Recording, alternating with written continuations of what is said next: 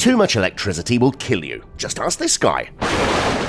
Well, maybe not this guy.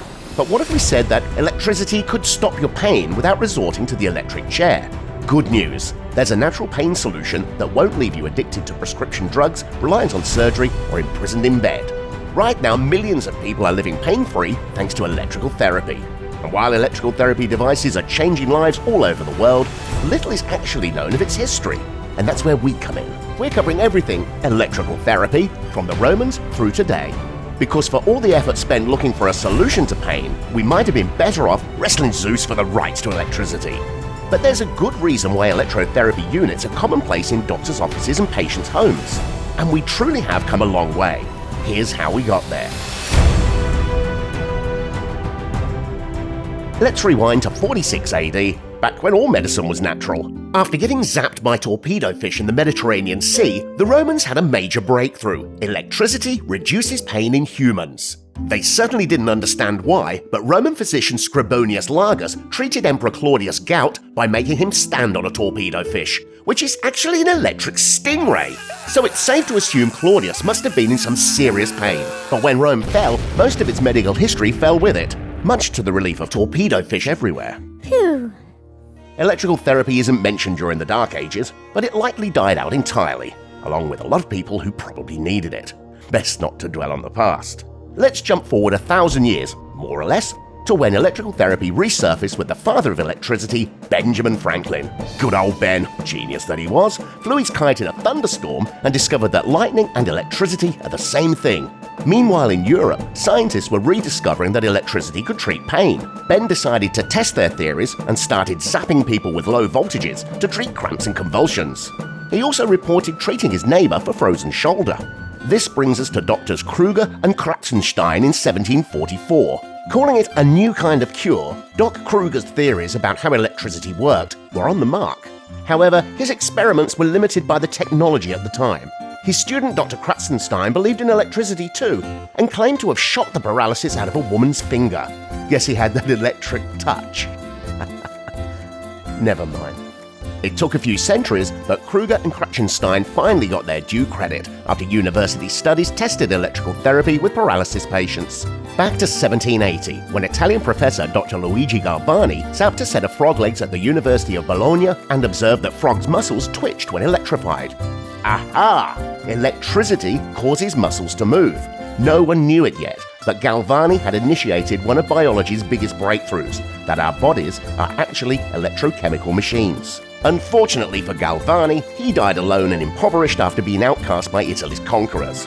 But we have our own theories about what happened. Conjecture aside, by the 1820s, Dr. Golding Bird had founded the first electrical therapy department at a hospital in London. Until this point, scientists had experimented with static electricity, but it proved unstable and uncontrollable. Thankfully, galvanic or direct current machines replaced static electricity and proved a lot easier to use, which was great because in 1891, along came Nikola Tesla with new research on electrical currents as a remedy for pain. Think of Tesla as the 19th century Iron Man. As one of the world's leading electrical engineers, he developed alternating currents, which is what anything connected to a power outlet uses. Tesla liked electrical therapy so much that he even treated himself with it, alone, in his hotel room, after getting hit by a taxi. Talk about a shocking recovery. Sorry, we just can't help ourselves. If you want to know the secrets of the universe, think in terms of energy, frequency, and vibration. Not to be outdone by his former assistant, Thomas Edison began research in electrical therapy as well. This war of the minds produced a lot of breakthroughs, including Edison's electrical anesthetic machine. His invention was powerful enough to use during surgery, although historians still view it as one of his lesser breakthroughs. Until now, doctors had just blasted people with electricity. But unfortunately, that's not how our bodies work. By the late 19th century, there was still no finesse, no way to target pain. That's where 20th century innovators like Dr. Albert Abrams and Georges Lakhovsky came in. They discovered that different types of human cells resonated at specific electrical frequencies. Therefore, if we could control the frequency, doctors could target specific types of pain. Meanwhile, in Germany, scientists were modifying their devices to pulse instead of running continuously, which fixed the heat buildup from constant use and made getting electrocuted more tolerable. Which brings us to 1938, when electrical therapy clinics sprouted up across the United States thanks to Dr. Royal Rife. Keep in mind, this guy won 14 government awards for his scientific achievements, including the universal microscope. Thanks to Rife, electrical therapy took a huge leap forward as a system for pain management. And like many scientists, Rife lived the life of a rock star: success, recognition, national acclaim. Then his lab mysteriously burned to the ground. With his work destroyed, Rife was left to die lonely and depressed. Some blame competitors, some blame the government, but authorities never did find out who sabotaged his work. Next in our electric lineup, see what we did there, is Dr. Reiner Valle. A decade after Rife, Dr. Valle developed a technique called electroacupuncture. Valle theorized that by electrifying acupuncture points, we could communicate with our nervous system, thereby giving it instructions. It's a widely recognized pain management technique still in use in over 25,000 medical practices worldwide. Regardless of its practicality, using electricity as a stimuli held merit. NASA even backed his research, and Valle went on to win the Vatican Gold Medal. Cue the Cold War.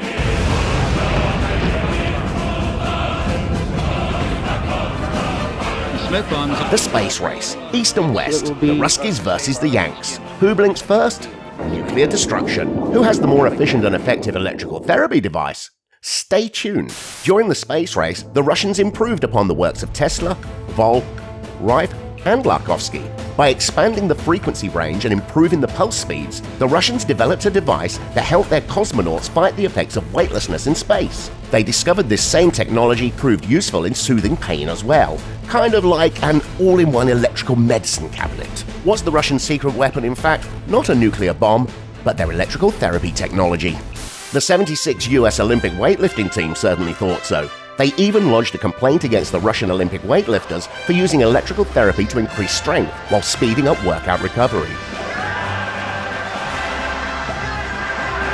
Afraid of falling behind the Russians in medical breakthroughs as well as everything else, Americans took notice and began developing their own devices. This led to the FDA clearing transcutaneous electrical nerve stimulation devices. The FDA classified electrotherapy as a viable treatment for pain, finally establishing the same technology that ultimately led to the pacemaker.